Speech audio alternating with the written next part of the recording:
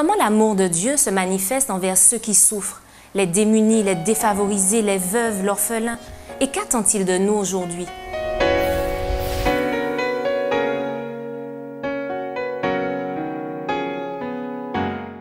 Bienvenue, chers amis, dans votre émission Autrement dit. C'est un plaisir pour nous de vous retrouver afin de poursuivre nos échanges autour de la parole de Dieu. J'ai le plaisir d'accueillir Grégory Desca et Eddy Michel Carpin. Bienvenue à tous les deux. Merci. Donc, nous poursuivons nos échanges autour de la justice aujourd'hui et de la miséricorde précisément dans l'Ancien Testament, mais plus globalement dans la Bible. Alors, nous avons vu lors des 2 études précédentes que Dieu a créé l'homme et la femme à son image, et que le péché a entaché cette image. Nous avons également parlé de restauration, mais en attendant ce jour où nous serons pleinement restaurés, j'ai envie de dire que nous subissons toutes sortes de souffrances sur la terre. Et la Bible en parle énormément, de la veuve, de l'orphelin, des immigrés, etc. Alors, comment Dieu peut tolérer tant de souffrances pour des créatures qu'il a créées par amour, on l'a dit? Bien, pour peut-être répondre à cette question, je vais peut-être l'illustrer parce que je pense à une petite histoire qui a été racontée. C'est celle justement d'un être humain, d'un homme qui voit justement quelqu'un qui est dévêtu, qui est vraiment misérable et qui se pose la question, mais comment Dieu peut-il tolérer une telle souffrance? Et en entrant chez lui, durant la nuit, il a eu la réponse. Et la réponse qui venait de Dieu a été celle-ci: je t'ai créé pour cela. C'est-à-dire que Dieu lui demandait d'intervenir. Et justement, c'est pourquoi je pense que nous avons posé les bases avec les deux premières études pour montrer en fait que Dieu a un projet. Nous sommes créés à l'image de Dieu. Ça veut dire aussi que nous sommes ses bras, nous sommes ses pieds, nous sommes sa bouche, nous sommes ses mains. Et celui qui prend conscience justement de cette identité nouvelle et retrouvée grâce à Christ Jésus, eh bien, il ne peut s'empêcher de répondre justement à cette question en se disant, eh bien, me voici, envoie-moi. C'est-à-dire qu'il comprend qu'il est maintenant l'instrument, celui qui va collaborer avec Dieu pour le bien-être de ses semblables. Et je crois qu'effectivement, il y a un certain nombre d'éléments contenus dans l'Ancien Testament qui nous permettent justement de comprendre que Dieu, eh bien, lorsqu'il a mis en place son peuple d'Israël, leur a donné un certain nombre d'instructions qui peuvent aussi être très utiles pour nous aujourd'hui, qu'il faudra bien sûr contextualiser, remettre dans notre contexte d'aujourd'hui, mais des principes de vie dans nos relations avec autrui et qui nous permettent, eh bien, aujourd'hui encore, d'être les pieds, les mains et la bouche de Dieu. Alors, Eddy Michel, je comprends bien que nous sommes les représentants de Dieu sur terre, nous sommes ses bras et ses pieds, comme tu l'as dit, mais Grégory, nous sommes quand même limités dans l'aide que nous pouvons apporter à toutes ces personnes qui souffrent. Donc, c'est sûr que chaque individu n'a pas les moyens que d'autres ont. On ne peut pas se déplacer, être partout à la fois. Mais c'est sûr que dans notre circonférence, un petit peu dans notre environnement proche, on peut commencer à le faire. Alors, c'est vrai que souvent, quand on parle d'aide, on veut aller voir quelque chose qui est éloigné ou des personnes qui sont vraiment éloignées de nous. Mais même dans notre famille, il y a des personnes qui souffrent, qui ont besoin d'une parole d'encouragement. Et Dieu nous appelle justement à être cette lumière, cette source de réconfort, là, cette source d'inspiration qui va permettre de redonner un petit peu d'encouragement à la personne, de fortifier un petit peu cette personne-là. Donc, on n'est pas obligé de voir loin et d'imaginer de grands moyens, mais même une parole peut faire la différence, même le fait de porter le sac d'une mamie peut faire la différence. Enfin, des petits gestes quotidiens qui vont vraiment apporter un soulagement à l'individu qui est en face de nous. Donc, si on commence déjà comme ça, je pense que Dieu peut préparer beaucoup d'autres choses et on sera surpris. D'ailleurs, Jésus prend l'exemple pour dire que quand il reviendra et qu'il dira le bien qu'on lui a fait, certains sont étonnés de dire, mais quand avons-nous vu, quand avons-nous nourri? Donc ça peut être un morceau de pain qu'on a partagé. Dieu dit que cela est allé droit au cœur à Dieu le Père.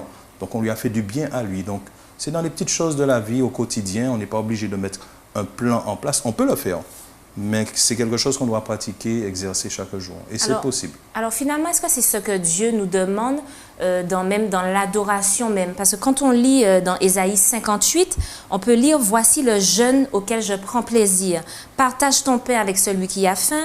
Fais entrer dans ta maison les malheureux sans asile. Et si tu vois un homme nu, couvre-le. » Alors est-ce cela vraiment la véritable adoration que Dieu nous demande? Oui, bien évidemment, puisque c'est le texte biblique qui nous donne cette orientation.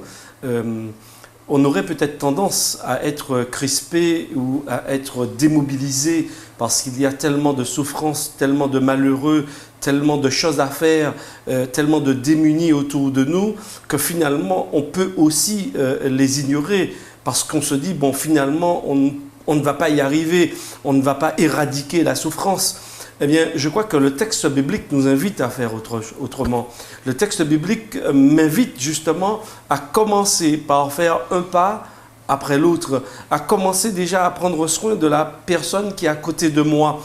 La religion dans la Bible, celle qui nous relie à Dieu, elle ne nous isole pas des autres. Au contraire, elle nous renvoie systématiquement dans un relationnel. Elle nous renvoie justement dans un rapport harmonieux, équitable, de justice dans les relations aux autres. Et bien évidemment, pratiquer le jeûne, ce n'est pas simplement rester à la maison ou être assis dans une église, se priver de nourriture et se dire, bon bien, ok, on s'est purifié, on est un peu meilleur devant Dieu. Non, la religion biblique, c'est une religion pratique. Ce que nous comprenons de Dieu doit s'exprimer dans nos faits et gestes.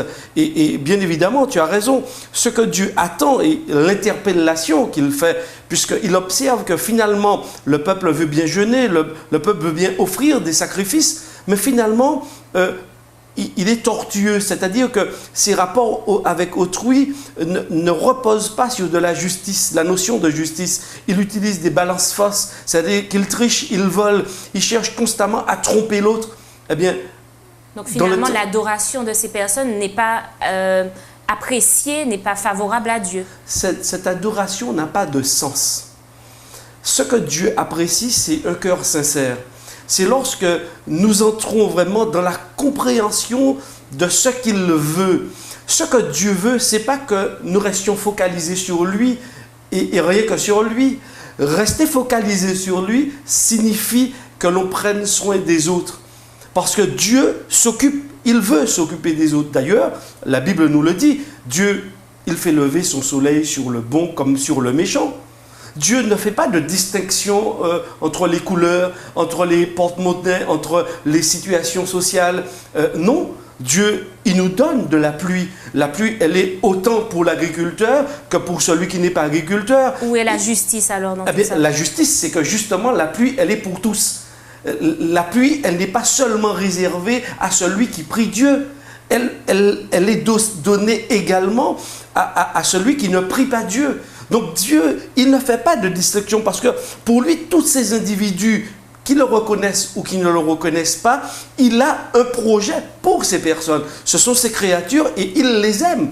Donc il voudrait que finalement, au travers de ses bénédictions, au travers de justement son attitude juste vis-à-vis de ces personnes, qui, elles, peut-être, n'ont pas une attitude juste vis-à-vis de Dieu. Mais Dieu a une attitude juste vis-à-vis d'elles. Parce que Dieu ne rend pas le mal pour le mal. Donc au contraire, Dieu donne même si nous ne sommes pas dans l'adoration. Même si, quand bien même nous ne serions pas dans l'adoration, la terre continue à tourner. Parce que si la terre s'arrête, eh bien, on meurt tous. De toutes les façons, eh bien, il continue à faire exister ces lois. Il continue à maintenir un équilibre sur la terre.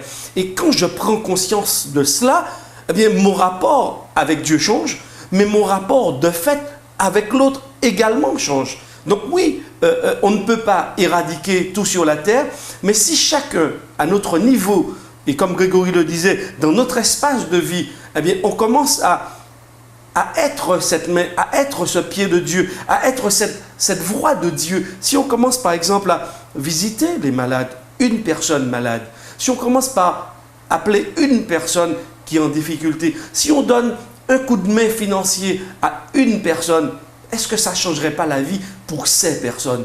Si 2, 3, 4, 5, 10 personnes le font, eh bien oui, on va peut-être éradiquer toute la souffrance, mais il y a des gens qui vont voir la vie autrement. Elles vont peut-être souffler un peu dans leur existence. Donc, il y a plusieurs moyens de pouvoir être le pied et les bras de Dieu. Mais ce qui est important pour moi, dans un premier temps, c'est de ne pas m'isoler. C'est d'avoir les yeux ouverts comme Dieu c'est-à-dire d'agir sans distinction.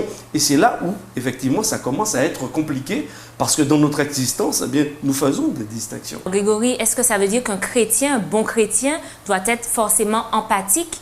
Et est-ce que tu partages le fameux dicton « Il y a plus de bonheur à donner qu'à recevoir » ?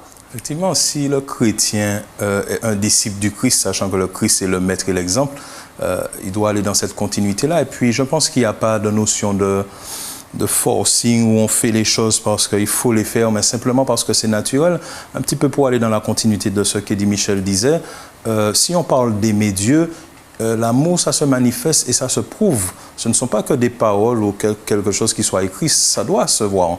Et Dieu dit bien, mais si tu dis que tu m'aimes alors que Dieu est invisible, on ne le voit pas, on ne l'a jamais touché, jamais vu concrètement, ton frère il est à côté de toi qui est là, que tu peux voir, que tu peux toucher, à qui tu peux parler directement, tu ne l'aimes pas. Il y a quelque chose qui cloche. Donc c'est vrai que cette relation-là entre Dieu et notre prochain, j'ai même envie de dire que c'est ça la manifestation du vrai amour et des commandements de Dieu. Il dit bien d'aimer Dieu de tout son cœur et d'aimer son prochain aussi comme soi-même. Donc on ne peut pas vouloir privilégier l'un et vraiment défavoriser l'autre. Donc je pense que ce côté empathique, comme tu dis, ou ce côté où on partage, où on apporte de l'affection, de l'amour, du soulagement, c'est vraiment une continuité naturelle qui se manifeste dans la vie de celui qui a accepté Christ, qui a compris sa mission, son rôle et le fait justement qu'il veut être le bras de Dieu, le pied de Dieu, vraiment agir comme Dieu l'aurait fait s'il était présent sur la terre avec nous. Quels sont les principes, les grands principes qu'on retrouve dans l'Ancien Testament et plus globalement dans la Bible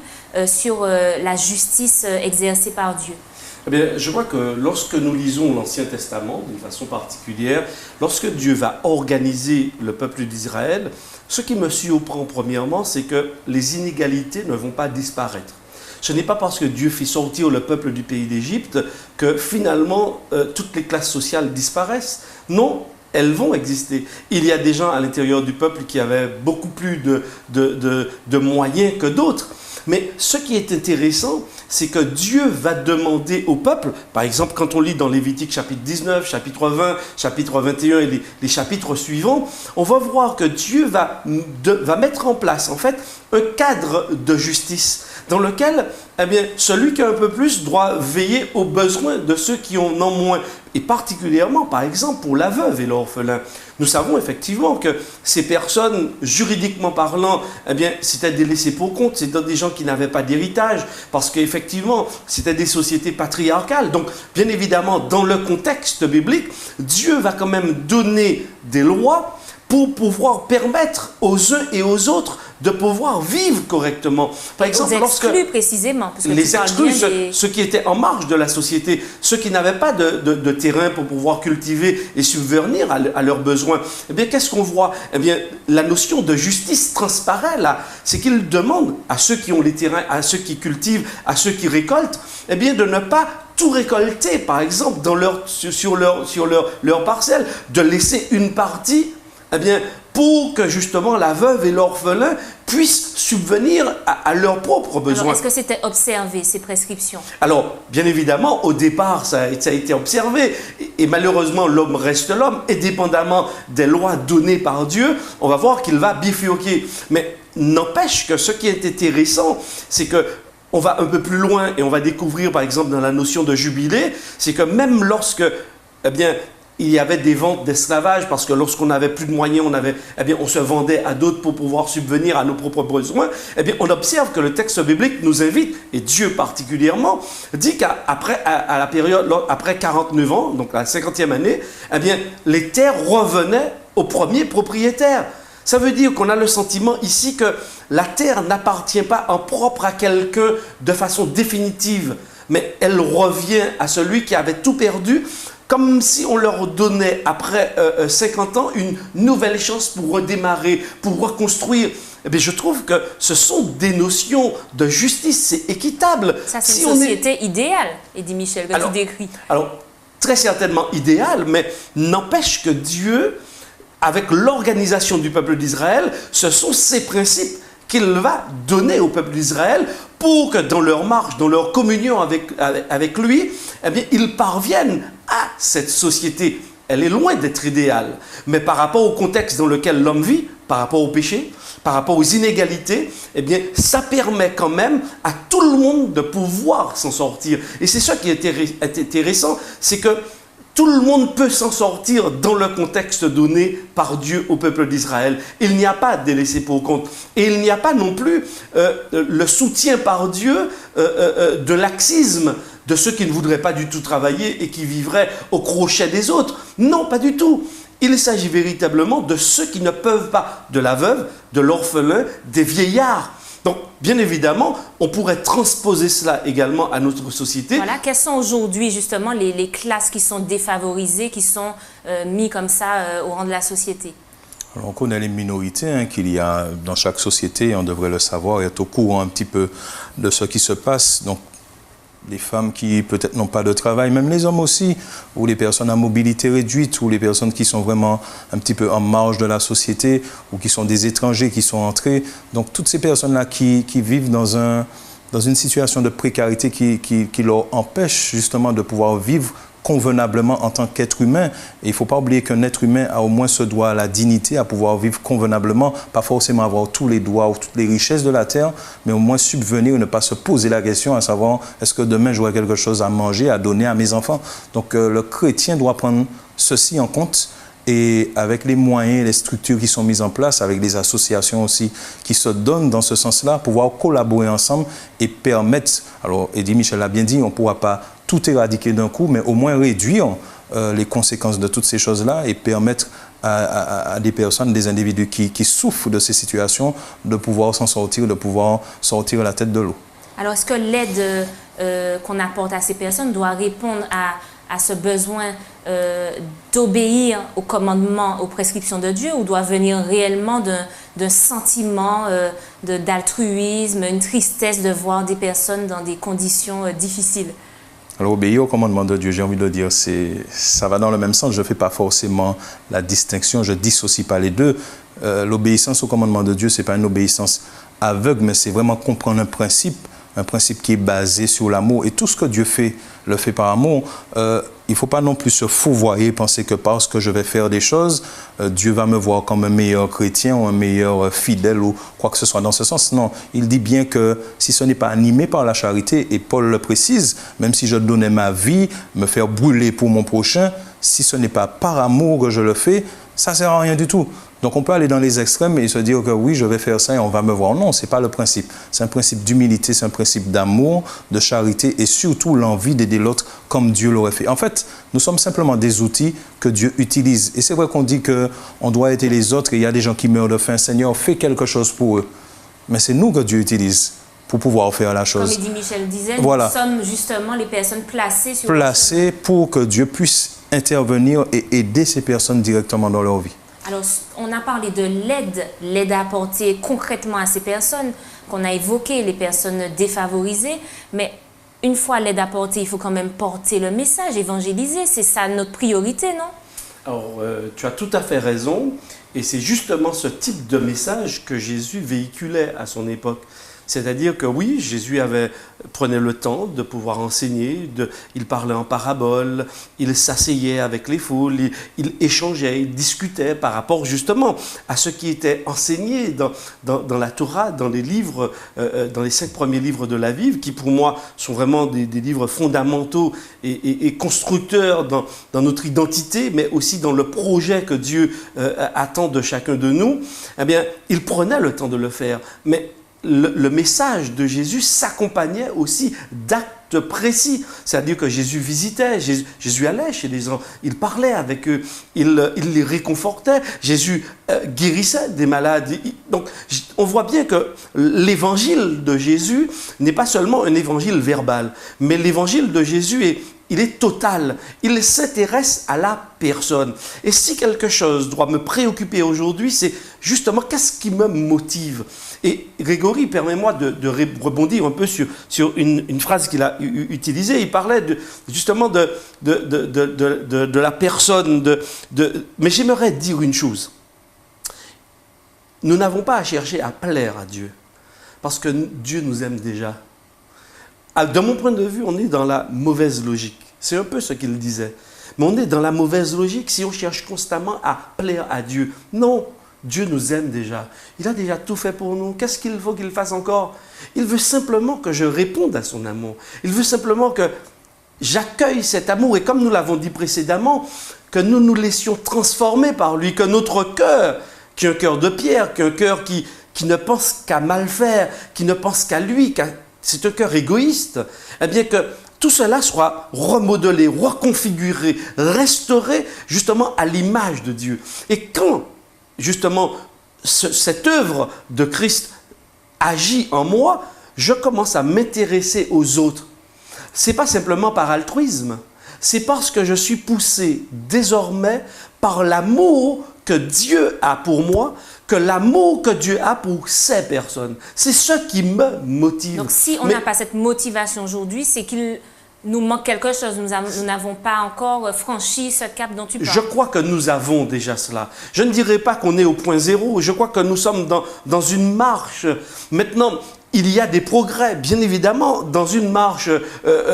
Quand nous avons appris à marcher, on n'a pas tout de suite tenu en équilibre et même appris à courir. Donc, bien évidemment, ça prend du temps. Mais nous sommes dans une marche avec Dieu. Et je pense qu'aussi longtemps qu'on demeure dans cette marche, aussi longtemps que Dieu produit son fruit en chacun de nous. Le fruit, c'est-à-dire le fait d'aller vers l'autre, le fait de s'intéresser de façon désintéressée, je dirais, à la personne humaine, eh bien, ce n'est pas le résultat de l'action humaine. C'est le résultat de l'action de Dieu en moi. C'est le fruit, je dirais, de l'esprit.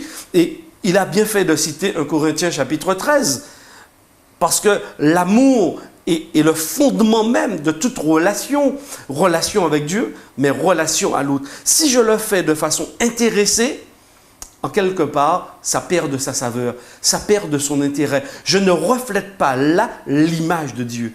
Mais lorsque effectivement l'amour, c'est ce qui me motive, c'est ce qui me pousse à l'action, eh bien, je crois que là, l'image de Dieu commence à transparaître et on commence à voir eh bien, des actions. Donc, on ne dit plus que Dieu n'agit pas. Au contraire, on voit maintenant que c'est Dieu qui agit. On ne me voit pas, mais on voit l'action de Dieu dans tout ce que je fais. Et je pense que c'est à ce moment qu'on arrive à glorifier Dieu. Alors, on aura beau faire, beau dire, et dit Michel Grégory, nous sommes tous voués à la mort sur terre. Nous avons vu dans les études précédentes que le péché est entré dans ce monde et que tôt ou tard, nous allons passer par cette mort, en tout cas cette première mort. Est-ce que la priorité, c'est vraiment, j'insiste, ce n'est pas d'évangéliser, dater justement le retour de notre Sauveur qui mettra fin une fois pour toutes à toutes ces injustices, parce qu'on aura beau aider des personnes, c'est reculer pour mieux sauter, quoi qu'il arrive. Alors, pour répondre à la question, je voudrais simplement lire un passage qui me touche particulièrement. C'est dans Ésaïe, chapitre 61, à partir du verset 1er jusqu'au verset 3, pour répondre et vraiment illustrer et appuyer la réponse par rapport à cette question. « L'Esprit du Seigneur, l'Éternel, est sur moi, car l'Éternel m'a oint pour porter de bonnes nouvelles aux malheureux. Il m'a envoyé pour guérir ceux qui ont le cœur brisé, pour proclamer aux captifs la liberté et aux prisonniers la délivrance, pour publier une année de grâce de l'Éternel et un jour de vengeance de notre Dieu, pour consoler tous les affligés, pour accorder aux affligés de Sion, pour leur donner un diadème au lieu de la cendre, une huile de joie au lieu du deuil, un vêtement de louange au lieu d'un esprit abattu, afin qu'on les appelle des terrains-bêtes de la justice, une plantation de l'Éternel pour servir à sa gloire. L'Éternel m'a oint pour porter de bonnes nouvelles. L'Évangile est une bonne nouvelle. Quand je réconforte quelqu'un, quand je l'aide financièrement, quand je lui apporte une bonne nouvelle, quand je le console dans un moment de deuil où il est affligé, je suis en train d'accomplir la mission. Et l'Évangile passe par là aussi. Et bien souvent, on s'est trompé à penser que c'est toujours mener une action, on va distribuer des prospectus ou des lectures ou des choses comme ça. Je ne dis pas qu'il ne faut pas le faire, mais au-delà de ça, c'est une fonction, une manière de vivre. Et le Christ l'a illustré. Il ne passait pas son temps à prêcher. D'ailleurs, il a peut-être moins prêché que guéri des personnes. Mais lui, lorsqu'il guérissait... il avait ce pouvoir. Nous n'avons pas ce pouvoir de Quel guérir les malades, de guérir des personnes. Peut-être ne pas forcément guérir, mais en tous les cas, d'autres hommes l'ont fait dans la Bible. Donc, Dieu peut donner la possibilité, par l'onction ou par autre chose, d'apporter un soulagement à la personne. Et on est dans la mission. On n'est pas à côté de la plaque. Au contraire, c'est ça l'Évangile aussi. Parce que quelqu'un n'est pas obligé d'entendre le nom de Jésus pour le voir manifester dans sa vie lorsque l'action sera menée. Donc ça peut être le déclic, le début de quelque chose, mais ça peut susciter la foi chez la personne. Et au contraire, on n'est pas, comment dirais-je, à contresens de ce que Dieu nous demande. Donc je ne fais pas la distinction entre l'évangile et le fait d'aider les personnes. Non, au contraire, tout ceci est lié, tout ceci est associé. Je pense que l'aide aux uns et aux autres fait partie de l'évangile. Et c'est une bonne nouvelle. C'est peut-être même la porte d'entrée, peut-être. Ça peut l'être pour beaucoup d'individus, pour apprendre à connaître Dieu et savoir que finalement, même dans un monde avec tant de méchanceté, parce que même quand on est aidé par quelqu'un, il y a même des personnes qui refusent de l'aide parce que c'est devenu tellement banal et tellement difficile qu'on se pose des questions. Eh bien, ça peut susciter quelque chose pour faire comprendre que la finalité de cette terre, ce n'est pas forcément qu'on sera détruit. Et non, il reste de bonnes personnes animées de l'Esprit de Dieu. C'est ce qu'il dit. Je suis loin pour aller porter de bonnes nouvelles et recevoir ça. Et il faut, comme tu disais, que cette personne accepte aussi notre aide. Tout bien comme évidemment. Nous pouvons refuser aussi le salut offert gratuitement par Dieu. Il faut que cette personne aussi accepte notre aide. C'est sûr. Tout à fait. Et c'est vrai, mais par rapport à ce qui était dit précédemment, je vais utiliser une autre expression, c'est-à-dire que l'action auprès des autres et le message verbal de l'évangile, c'est comme une pièce avec deux faces. Il y a une face, il y a pile et face, mais c'est la même pièce. Il ne faut pas vouloir scinder, il ne faut pas vouloir séparer, il ne faut pas vouloir créer d'opposition entre les deux. Les deux sont utiles, sont nécessaires.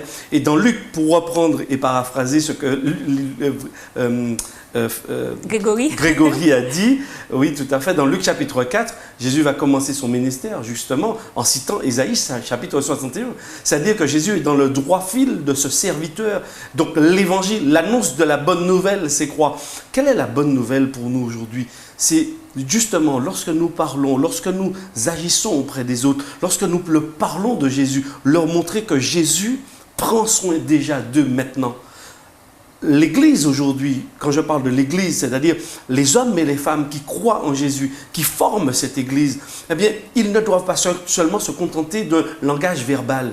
Ils doivent aussi avoir une action parce que Jésus s'intéresse à la personne. On ne peut pas, de mon point de vue, ça c'est Eddie Michel, on ne peut pas être un croyant, on ne peut pas être un chrétien sans s'intéresser à la personne, sans véritablement s'intéresser à l'autre. Donc on peut pas être un croyant aujourd'hui, un chrétien, pour moi, être dans une église, dans la prière, dans la repentance, dans le jeûne, c'est pas suffisant.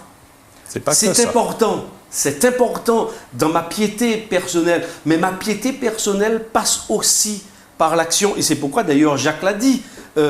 Dire à quelqu'un, mais que Dieu te bénisse, que Dieu soit avec toi, je ne m'occupe pas de lui, moi j'entre chez moi, j'ai mon pain, j'ai ma nourriture, et puis lui, il meurt de faim de l'autre côté. Mais je l'appelle frère.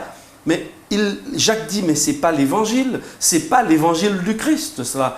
L'évangile du Christ, c'est dire à l'autre frère, mais se montrer frère, c'est-à-dire pouvoir aussi l'accompagner, le soutenir, lui tendre la main, cheminer avec lui pour qu'il s'en sorte aussi, si moi je m'en suis déjà sorti. Et quand bien même je n'ai pas suffisamment pour moi, ça ne devrait pas non plus m'empêcher de pouvoir partager. On a suffisamment d'exemples dans la Bible. Par exemple, il y a l'histoire de la veuve de Sarepta, qui elle n'avait rien. Elle préparait juste quelque chose et elle dit, après quoi nous mourrons. Et Élie lui dit, ok, prépare-moi d'abord, mais crois aussi au Dieu d'Israël, parce que l'huile et la farine, eh bien, ils ne se termineront point dans le pot. Lorsqu'elle a fait l'expérience, eh bien, elle a pu constater que la parole de Dieu, la parole du prophète de Dieu était réelle. Donc finalement, quand on donne, on reçoit au centuple. C'est ça que cette image... Même si ce n'est pas au centuple, mais on reçoit. Dieu ne nous abandonne pas. Jamais, c'est sûr. C'est en tout cas une belle espérance que vous nous donnez aujourd'hui. Merci pour cet échange. Merci à vous de nous avoir suivis. Rendez-vous la semaine prochaine.